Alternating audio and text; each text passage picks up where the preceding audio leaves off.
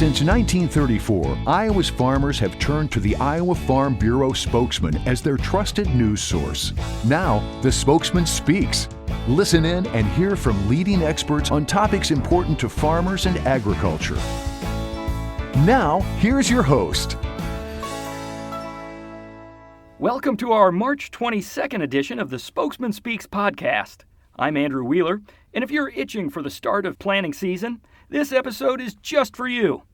Today, we have Dr. Dennis Toddy, who's the director of USDA's Midwest Climate Hub, and he's going to give us a forecast for the conditions we can expect during the 2021 growing season.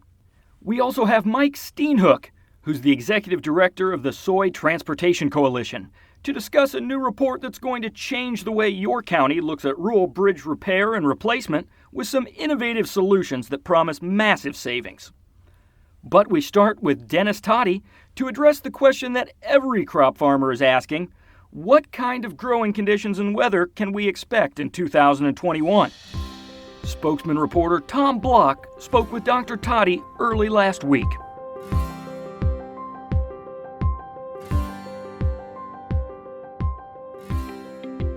We're joined by Dennis Toddy, director of the USDA Midwest Climate Hub at Ames. Dennis, last year's growing season ended very dry in a large part of western Iowa. What's the soil moisture situation in different parts of the state as we go into planting this spring? Well, it's a really interesting situation. Yes, we ended up very dry throughout most of the state. Some of eastern Iowa and southern Iowa had some storms that added some soil moisture back to that helped recover a little bit. And then the large amount of snow that we had this winter actually fell on some marginally frozen or unfrozen ground across parts of eastern and southern Iowa. So when that melted, we were able to get some of that moisture into the soil. Unlike up into northern, northwestern, west central Iowa, where the soil was frozen pretty hard throughout all that snow through the winter, we really didn't get a whole lot of benefit from it. This last big event that we had last week did finally add some moisture to the soil, and it looks like, from what we can tell, did a decent amount of benefit from this, because the soils were mostly thawed at that point. So really at this point, we don't have any place in the state that's excessively wet. That's a good thing going into compared to some other years. But we still do have some areas that are a little bit on the dry side. Generally, we're in pretty good shape, at least from my standpoint right now. It won't be long before we start to see planters roll. What's the outlook for precipitation and temperature trends that might affect planting progress in Iowa? Oh, that's always the big question. As we talked about the soils, we're not excessively wet at this point. That's a good thing. That's a really good thing, because it's really hard to get soils dried out without making things really dry. If we go back to last year, we had very wet soils coming in, and that was a real concern for us, but then we turned really dry. At this point, the outlooks don't give us strong indications one way or the other. We don't look like we're going to continue to be excessively wet. Mixed indications on how dry we're going to be. It doesn't look too bad, but we may be a little bit on the dry side. And early in the planting season, that's not a bad thing. Most people would be happier to plant into a little bit dry than into wet. So it looks right now like we're going to recover from a temperature standpoint. Things are going to get relatively warm again and dry out the recent precipitation, get soils dry and ready to move again. And then precipitation-wise, it's springtime. We should expect some ongoing precipitation, but it doesn't look too extensive at this point from what we can see. How about looking at a wider scale? How are things shaping up in the rest of the key corn and soybean growing states? Oh, well, that's another really interesting situation that we're looking at. Generally, the soil moisture situation was not so great before this last storm. Most of the eastern corn belt wasn't too bad coming out of last season, but there's been some drying that has gone on over the winter, and some of our soil moisture models, and that's what we kind of use to monitor what's happening with conditions, have indicated some drier soils in the eastern part of the corn belt. At this point, we haven't had as much precipitation in parts of the northern parts, the eastern part of the Corn Belt. As you get down towards the Ohio Valley, they've had a couple systems that have made them wetter. The northern areas of the Corn Belt have dried out recently. As you get into the Dakotas, northern Minnesota, or part of Minnesota, Wisconsin, the northern edge of the Corn Belt, they have been drier, not terribly dry at this point, except for North Dakota is really pretty dry at this point. And this last major system didn't help them out quite as much. As you go further west, out into the plains, this last system really kind of changed the whole situation. As you look in, from parts of southern South Dakota into Nebraska and parts of Kansas, they really had fairly dry soils going into before this last major system came around, and there was enough rainfall. We've really changed the situation there. I don't think any place is excessively wet across the Corn Belt, except for that I mentioned that Ohio Valley area and maybe parts of Ohio, certainly southern Indiana, southern Illinois, parts of that area is a little bit wet at this point. But most everybody else right now, soil moisture is okay to a little bit on the dry side. So we don't see extensive delays at this point. We'd have to have some more major storm systems come through to really change the dynamic very well. So I would expect throughout most of the corn and soybean growing areas, we would be moving close to average and maybe a little bit ahead of average as we're getting close to the beginning of that planting time. There's always a lot of attention on the El Nino La Nina cycle and how that affects crops in both North and South America. What's the current situation, and how is that expected to influence our weather patterns this spring and summer? Oh, that's the $64 million question or billion-dollar question, depending on how you want to look at that. La Nina has been influencing parts of South America, causing some dryness in parts of Argentina. There was some dryness early in Brazil. That's kind of resolved a bit more recently here. In our region, the La Nina has not behaved itself so much this year, though some of the national forecasters from NOAA, the National Weather Service, had hinted that La Nina might not have as much impact until later in the winter, and it really has had a bigger impact later in the winter with some more active precipitation patterns. Now, the thing we start to be concerned about is, does La Nina last until end of the summer? Because La Ninas in the summers do increase our chances for warmer and drier conditions. Right now, the outlook for La Nina is that it lasts into the spring here, and we transition out of that into the summer, and we get to the phase called the in-between phase or the neutral phase between La Nina and El Nino. And when we're talking about La Nina, we're talking about sea surface temperatures in the equatorial Pacific. That's why they are more influential down in South America, because those sea surface temperature changes are closer to South America, more adjacent to what happens in South America. They're somewhat less influential for us in North America because we are a little bit more displaced distance-wise and climatologically. There are a couple things that have to happen to influence what's happening up here. The current outlooks would say that La Nina is not a major player in our growing season. It should influence the early part of the growing season, but then does not become a player as we go through the growing season officially. And I say officially because that's the outlooks we're looking at right now, as I mentioned, take La Nina off the table and go to that neutral condition. We do need to continue to monitor that because there is always a possibility, it may be a small one, but there is a possibility La Nina does continue into the summertime and then increases our dryness, our dry and warm chances. Or there are other things that can come into play that can cause drought issues that are not necessarily La Nina related. So both of these things are things we have to keep an eye on as we go into our growing season. I'm not a marketing guy, but I know commodity markets have shifted quite a bit here recently, and if we were to get some dryness, some ongoing dryness issues moving into the summertime, that certainly would change the marketing situation an awful lot too. So right now, we're not overly concerned about La Nina influence into the summertime. But I would not take it off the table and say that that it's not going to be an issue. There is potential for an issue, and some of the computer models, as we're looking ahead right now, do continue some of that warm and dry concern going into the summertime. Now we have to take that with a caveat or a big grain of salt, because some of those computer models at several months out, especially from the spring into the summer, there's not as much skill, because there's a predictive barrier called the spring predictive barrier, where things change within the atmosphere, through the spring. So the computer modelers are not as confident in what the models are saying going into the summer, but we do need to keep an eye on those and keep watching for updates, because there are still some little hints of there could be some ongoing problems. There are drought problems every summer in parts of almost every summer in parts of the Corn Belt. It's just a matter of how large they are and how influential they are. Dennis, I know you've looked at some of the long-term trends or changes in Iowa's growing season. What have you seen in terms of the length of the growing season, with the timing of the last freeze of the spring and the amount and timing of precipitation that we see here in Iowa? Really interesting things that are influencing us already in the way of changes in our climate.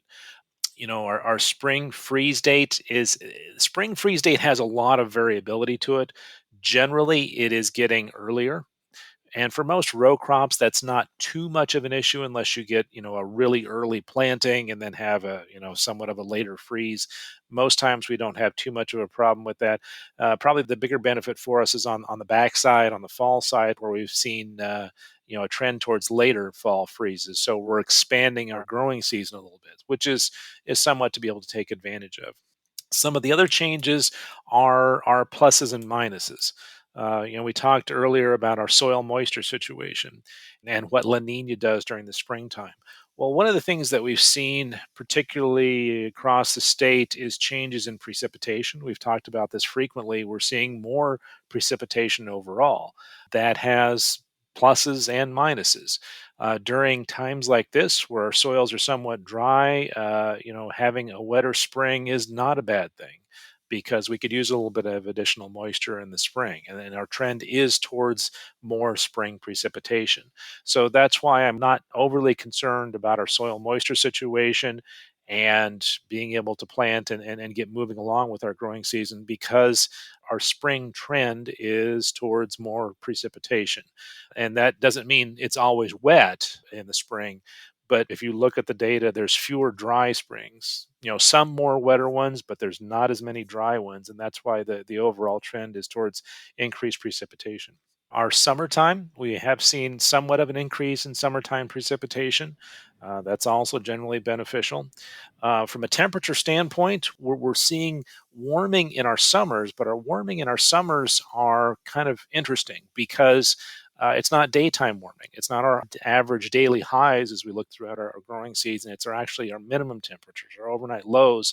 We're seeing warming in that. So depending on kind of how you look at the data, our daytime highs, we've seen some slight decreases depending on what time period you look at. But certainly the trend is flat in our daytime highs to maybe a little bit lower. But our most warming is from overnight temperatures, our warming overnight temperatures. And that's what also connects with our lengthening growing season. As we don't get as cool at nighttime, that's helping to lengthen our growing season, because it eases some of those close to freezing events and makes them non-freezing events in the spring and fall. Okay, Dennis. Well, thanks for joining us. It will always be interesting in the spring here in Iowa. It's always an active time, and I know farmers appreciate the information that you give them. We're happy to do it, and we're hoping everybody has a fairly safe and non-interesting growing season. Let's put it that way. But it's always interesting from things going on, and happy to get a chance to talk with people. It's always good to have Dr. Toddy on the podcast, especially to deliver some nice, cautiously optimistic insights into the upcoming growing season. If you'd like to hear and see more from Dr. Toddy, I'd encourage you to check out a webinar that we recently recorded with him. That webinar recording is available exclusively to Iowa Farm Bureau members, and you can find it linked in the notes for this podcast episode. Also in the notes, we've linked to Dr. Toddy's contact information in case you have questions about any of the insights he shared or the educational resources he'd recommend to farmers.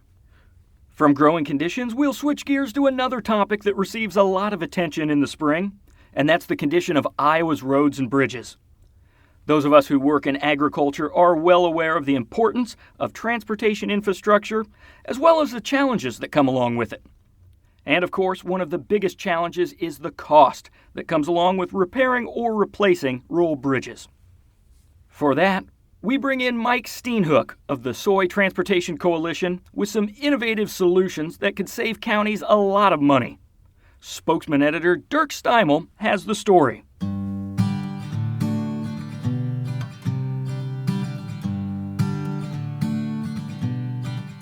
We're here with Mike Steenhoek to discuss his group's new report outlining cost savings for repairing rural bridges, as well as other key transportation issues that farmers face. Mike, tell us about the report. Who developed the recommendations, and why did your group think it was important to find cost-saving innovations for repairing those rural bridges?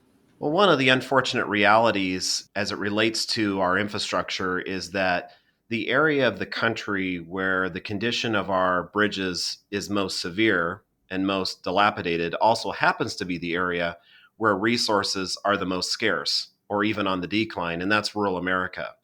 When you look at the condition of our rural bridges throughout the country, one thing that really stands out to you is how such a high percentage of them are deficient in some way. But yet when you engage with these counties and municipalities and rural communities, the common refrain and testimonial is that they have very limited resources to address this problem. And it's very important for farmers because, we talk a lot about the importance of our freight rail system and the importance of our inland waterways and the importance of our ports. Clearly, those are all important to the soybean and agricultural supply chain. But if you don't have an effective system of rural roads and bridges, the transaction will never occur because that is the mode of transportation that allows product to get from the farm to that first step in the entire supply chain. So the reality is we have very significant need in rural America when it comes to the condition of our bridges. But when you look at available resources, it is quite limited. So our response to that can be, well, we just need to close a bunch of bridges or load restrict them, or maybe we can pin our hopes on the government providing funding. Yes, we need higher degrees of investment, but if that's our sole strategy, we're going to be a very disappointed group of people. And so we also need to look at ways to address the cost side of the equation, make the taxpayer dollar stretch further. So as a result, the Soy Transportation Coalition developed a list called the Top 20 Innovations for Rural Bridge Replacement and Repair. 10 concepts related to replacing rural bridges, 10 related to repairing rural bridges. And I assembled a group of 13 engineers and experts from throughout the country to develop this list. And these are concepts that have already been developed. They've been validated by the engineering community, but for a variety of reasons are not being widely implemented throughout the country. So we thought if we develop this list, we can help raise awareness of these concepts and then also increase the motivation to implement them. And so farmers being the most grassroots of constituencies, we're in a unique position to be able to augment and enhance the awareness of these concepts so that hopefully we'll see them practiced more thoroughly throughout the country. So, Mike, what are some of the key recommendations your group came up with? Well, on the bridge replacement side, there's a number of concepts that can easily save a rural county $100,000, $200,000 for a single bridge. A rural short span bridge can easily cost $300,000, $400,000, $500,000. That's one bridge. And that can easily approach the total amount of money a rural county can have on an annual basis to improve, maintain, replace their rural bridge inventory. A typical county can easily have 100 to 300 bridges just in one county. So some of these concepts like using railroad flat cars that have been retired that are no longer used by the railroads, but they still maintain their structural integrity, they can be used to replace rural short span bridges for a fraction of the cost. So instead of a rural bridge costing $300,000, you're all of a sudden replacing a bridge for $100,000. I don't know of a rural county that wouldn't embrace the opportunity to save $100,000 to $200,000 for just one single bridge. There's another concept that a lot of people describe as a real game changer, and that is the process of driving piling into the ground. You often have to drive piling into the ground to provide support for a rural bridge. And the traditional way of driving piling into the ground is kind of like taking a hammer to a nail. You just kind of pound it in. Well, there's a new innovative approach that's called vibratory H piling, where you take an excavator, you attach this kind of vibratory hammer to it, and then you take a piling and you essentially vibrate it into the ground. Well, the traditional method of driving piling, that kind of impact pile driving, if you're wanting to drive, say, 10 piling into the ground, that can easily cost $25,000 to $40,000. This vibratory method can drive 10 piling into the ground for $2,000. So you're talking about a 90% plus cost savings, just how you drive the piling into the ground. And again, I don't know of a rural county that wouldn't embrace the opportunity to save that kind of money. So again, throughout this list, you have these repair concepts and replacement concepts that can really make that taxpayer dollar stretch further. And again, it comes back to the question, is our strategy to spend our way out of this problem, or is our strategy also to save our way out of this problem? We need to do both. At the same time, you're guaranteeing the safety of these practices. That was one of the important criteria. Now, so this group of 13 engineers from these 13 different states, they were the ones that selected the concepts because, we with the Soy Transportation Coalition, we're not engineers, so it would be beyond our bandwidth to select these concepts. But the criteria that were established for these 13 engineers was, number one, it had to provide notable cost savings. Number two, it had to be affirmed from an engineering perspective. So you're able to implement these things without compromising on safety to any extent. And in our promotional documents, there's always a link to the research that affirms this approach or this concept, whether it's from the Federal Highway Administration, Iowa State University, Purdue University, a credible entity that affirms these concepts.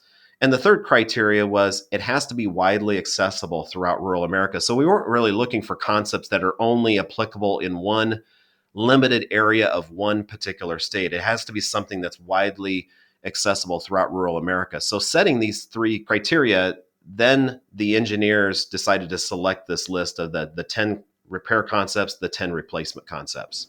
How do you think farmers and others in ag can use this report to work with their county engineers and others to initiate these needed changes? Well, one of the things that we see displayed over and over again it can be on a transportation issue or in any particular area, is there's often a breakdown between the development of a good idea and the implementation or embrace of that good idea. And we often get frustrated. Why aren't these good ideas being embraced more frequently? And it's usually due to one of three things, or a combination of three things. Number one, there's a lack of awareness of that good idea. Number two is a lack of understanding of that good idea. So someone may have a faint awareness of it, but they don't really understand the true consequence of it, why it's so important. And number three is because a lack of motivation to embrace that good idea. So a lot of times people are just happy with the old way they've done things. Doesn't matter if the new solution has arrived on their doorstep that will provide significant savings. They're just not comfortable with a new approach. One of the things about farmers, given the fact that we're just such a grassroots organization where farmers oftentimes are county elected officials, or at least they know the county elected officials and their local state legislators, and they know their county engineer or road superintendent. So they're very much well positioned to address those three deficiencies, a lack of awareness, a lack of understanding, or a lack of motivation. So we're very much in the phase of transmitting this information to increase awareness of it, and hopefully to see actual projects occur where these concepts have been utilized. If one county replaces 10 bridges via this approach, that one county can easily save $1 million to the taxpayers, again, without compromising safety. And so I think that's something that's very important, and farmers are in a unique position to provide value to this.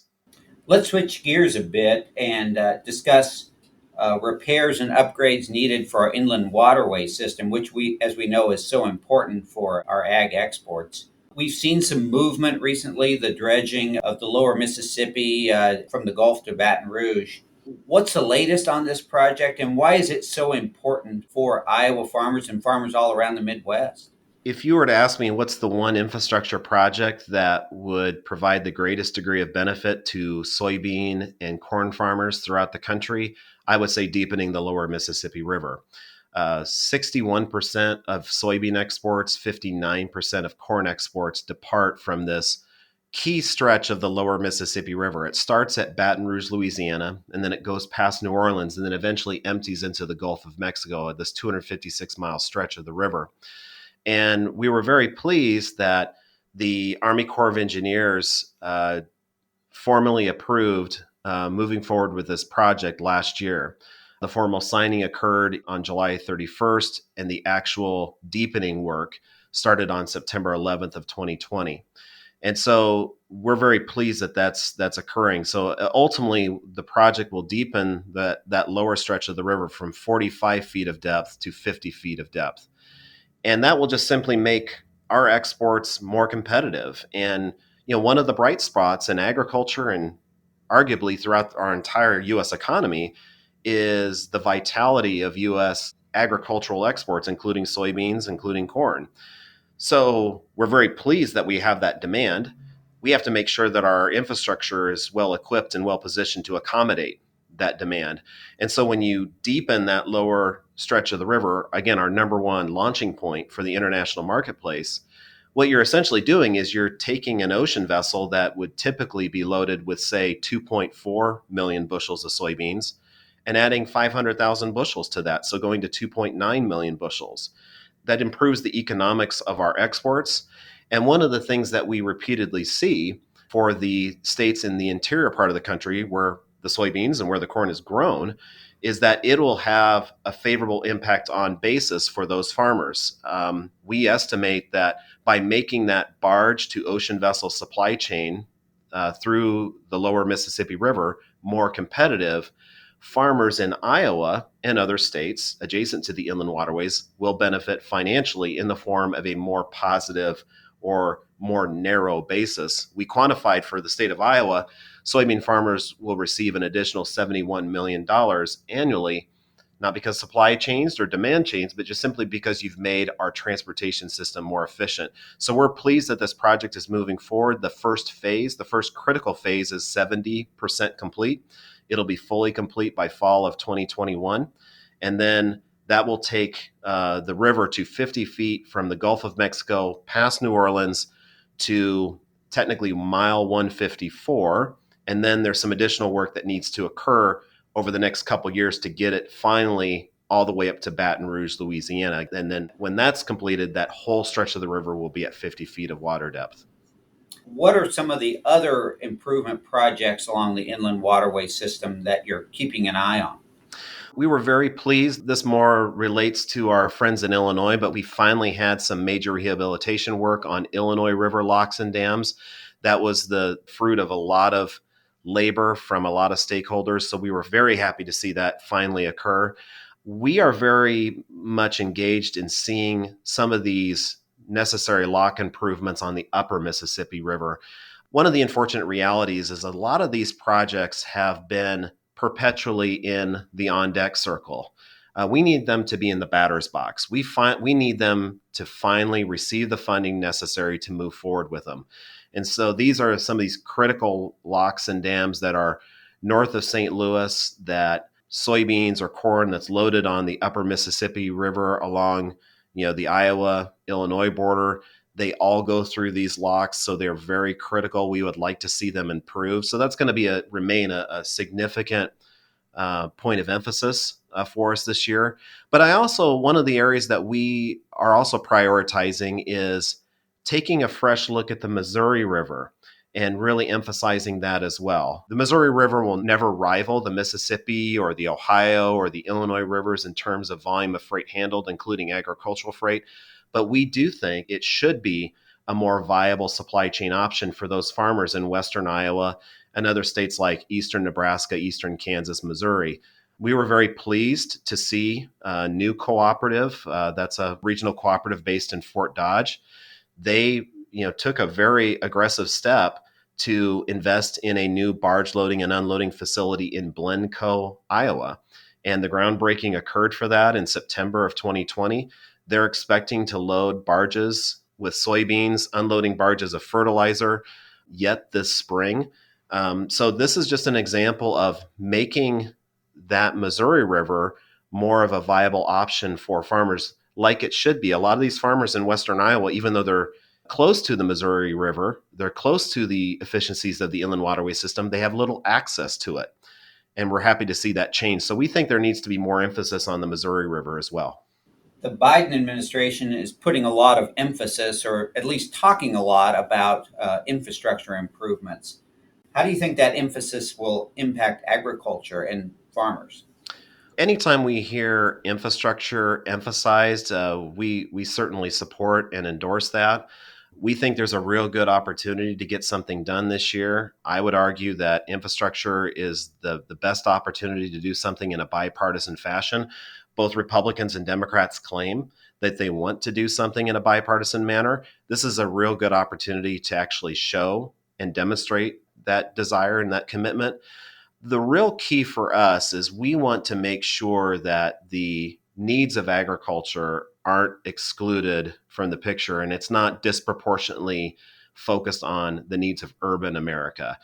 We can certainly espouse the virtues of passenger rail or transit systems, subways, those kind of things, freeways. Certainly there are profound needs in urban America, but there's also profound needs in rural America. And a lot of times the freight that we see, the traffic that we witness on interstates and U.S. highways, they originated in rural communities. And so to simply focus on urban at the exclusion of rural, we don't think makes a lot of sense. And, again, agriculture is one of those bright spots in the U.S. economy. And if we have an infrastructure system that is well positioned to accommodate the supply and the demand, it can continue to flourish. And we just simply hope that the Biden administration and Congress really have a comprehensive plan to address both those needs of urban and rural America. We appreciate Mike taking the time to join us on the podcast this week, and we appreciate his insight into this important topic. If you're involved in helping your county find effective cost-saving solutions, and we know that many farmers are, you've got to love what you heard from Mike there. And if you'd like to check out the report he was referencing, that's linked to the notes for this podcast episode as well, so you can go there to check it out. And with that, I'll wrap up this episode of the Spokesman Speaks podcast. I hope you gained some useful insights from today's interviews, and that you'll join us for our next regularly scheduled episode on April 5th. Thank you for doing the work that inspires everything we do here at the Iowa Farm Bureau, and thanks for listening to the Spokesman Speaks. Thank you for listening to The Spokesman Speaks, a podcast by Iowa Farm Bureau. Check out more podcast episodes at iowafarmbureau.com/podcast. You can also find and subscribe to the Spokesman Speaks podcast in the Apple Podcasts app, Google Podcasts, Spotify, iHeartRadio, and other popular podcast apps. We appreciate your ratings and reviews, and we welcome you to email us your feedback at podcast@ifbf.org.